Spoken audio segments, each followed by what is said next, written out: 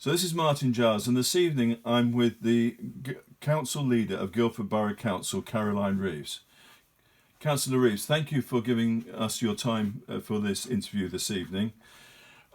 Your plea for more adherence to social distancing guidance was soon followed by the Prime Minister's announcement of stricter measures. Presumably you support them. Absolutely. It's very important that we all play our part in this, and I think it was very concerning over the weekend to see all over the country people were completely ignoring it and treating, because the weather was so lovely, it was as if it was the beginning of the school holidays. And we know from our own parks that the car parks were absolutely full. And I think unless people actually really take this seriously and understand that we must keep ourselves separate, then we're going to carry on spreading the virus at a rate where our hospitals just can't cope. So is there still room for improvement, do you think, in Guildford? In the town centre, certainly when I went for my daily walk, I have to say there were very few people about, and I did notice that people were trying very hard not to get too close. And the shops that were open, Marks and Spencer's and Waitrose for food, were allowing people in so that the store wasn't going to get overcrowded. And the market stall, the fruit and veg stall in the market, is putting out markings so that people can't stand too close. They've changed the way they're displaying all the fruit and veg. And it will take time because it's a bit of a shock, but we have to do it. And basically what we're saying is stay home and save lives. Yes. Now, why is coronavirus statistical information not available for lower tier local authority areas, such as Guildford Borough? The current situation allows us to know the stats for Kingston, Richmond, because they're London boroughs, or Wokingham, because it's a unitary authority, but not Guildford. What's the thinking behind that? It's just the way that the authorities are set up, and so Surrey is the lead, and the boroughs follow that lead, and so our information comes down from Surrey because they are the statutory body for the health and well-being and so on, and they just have that information, and I'm afraid that's the same for all of the county authorities across the country. But don't you think that knowing the stats for our own area might push the message home, re the need to follow guidelines more strictly? I'm not sure. I'm not sure that it can be said more clearly, and if people are still ignoring it, I mean, the basic fact is if we don't do this, more people will die, and I'm not sure how more clearly that can be said. Okay, but for instance, we know that there has been at least one death at the Royal Surrey, but I've also heard, uncorroborated, that there may be by now 3 deaths at the Royal Surrey. Do you know what the details are there? No, I don't. Okay. So you're not given any other information than we're given as a public? There are some parts of it when we're talking to the police and some of the NHS, obviously there is more detail, but in terms of stats, we don't have any more detail than anybody else. Okay, so you don't know how many cases there are in the borough as opposed to Surrey? No. Okay. Now, we are asked to stay at home and utilise home deliveries as much as possible, but it seems at the moment too impossible to even register for such schemes.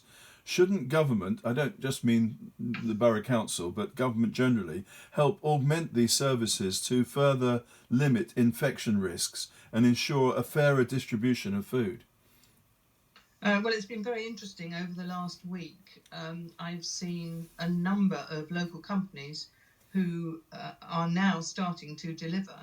And so although the usual people, the supermarkets, it's very difficult to get delivery slots with, through the different Facebook groups that we have set up, particularly in my own ward, we're getting information that we can give out to people about local companies who are now doing deliveries of all sorts. Sometimes it's fruit and veg, some of them are meat, some of them are bakers. I'm very happy to share that information with you if we can get it out into the public domain, because what we need to do is actually help our local independent businesses, because they're the ones who are going to struggle through this. Yes, indeed, and we're already. My team has already been talking about doing precisely this, so the information would be very welcome. But doesn't it also need a bigger effort to get the bigger supermarkets to actually ramp up? And of course, they're in a tricky position because they're not scaled for this situation. But couldn't the central government help them more to ramp up their resources? Well, yes, I think all the supermarkets are getting more drivers. Um, they need to have more HGVs to do the deliveries. And the problem is, it's all happened so quickly that it's very difficult to just snap your fingers and all these extra resources arrive. Right. And to be frank, I know some of the people who work in the local supermarkets in the town centre, and the way that some of the staff in the supermarket have been treated by people in the shops is really outrageous. It's not their fault that the shelves are empty, and just because they ask 3 times for the same thing isn't going to make it appear from the warehouse when it's not there. And I mean, this whole panic buying, I think, has really shown people in a really awful light, and I cannot understand how we've come to this so quickly. Right. Well, that's obviously important to bear in mind. Now, what protection do the council workers who still have to carry out their duties have? Is there an adequate supply of personal protection equipment for them? We're having to be very careful, and obviously there isn't an endless supply. We know that our health workers have to have the priority on all of the supplies, but yes, we could do with more, but nobody's actually going short. And the PPA, the personal protective equipment, is provided to all of our staff, and they are instructed how to use it. And obviously, people are being incredibly careful. Okay. So, what is the role of the borough council in this situation? Is it to enforce the directives as issued from central government? We're classified as a Category 1 responder in terms of emergency planning. So we're at the core of the emergency services response. And so James Whiteman, our chief executive, and others in the team are involved every day in phone calls with all the different spheres. And I have a very long list of all the things that we're responsible for, if you want me to tell you. But I mean, Well, maybe just a few to give us a taster. well, we're obviously supporting emergency services, provision of welfare to those in distress, coordinate the activities of the various departments and other agencies, release information that has been agreed by the multi-agency information group to the media and give advice to the public, keep local authority services going in as normal way as possible. And that is what we're doing, although I have to say it's extremely difficult because of a combination of as many people as possible are working from home, so that they're not actually at Millmead or wherever their base is. And ironically, the fact that through Future Guildford, which is the whole restructure of the way the officers are working, has meant that our investment in the improved IT has really come into its own, because we now can all work from home. We've all got access to different sorts of software so that we can do things like this, but not using FaceTime as you are.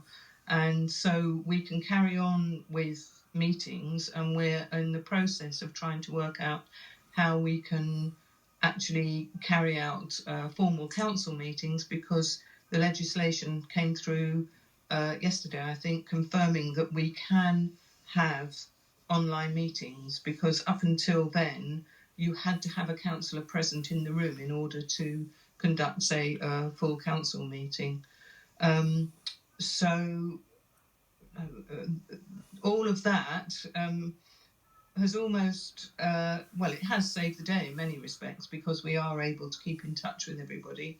And so although day-to-day council work is much less of a priority right at the moment, we're able to keep things going so that when we get to the point when life returns to normal, whatever that is, there won't be a huge amount to catch up on.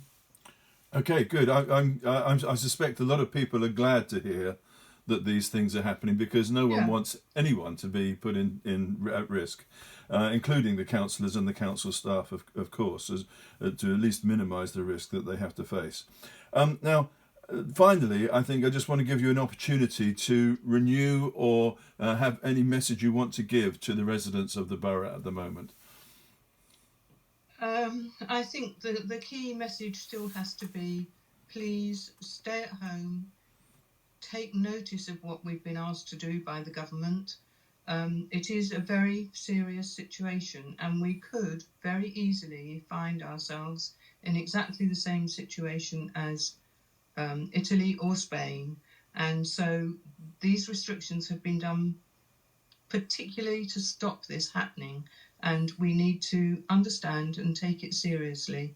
And anybody who's got any concerns about things like services, we are trying to keep the waste collection and all those sorts of everyday things going. Just phone the council line or email customer services. The number's 01483 50 50 50. And we've set it up so that although the reception area at Millmead is closed, if you do walk there, there is a phone that you can phone through to customer services. We've increased the number of officers who are answering the phone and emails. And so, in theory, most questions can be answered. But obviously, there will be changes over the next few weeks in the ordinary everyday services that the council provides, and so we ask people to just bear with us. We will get there, but the service might have changed. Eventually, hopefully, it will go back, but that's where we are at the moment. Councillor Caroline Reeves, thank you very much for your time, and I'm sure a lot of people wish you good luck, and all the council. Thank you, Martin.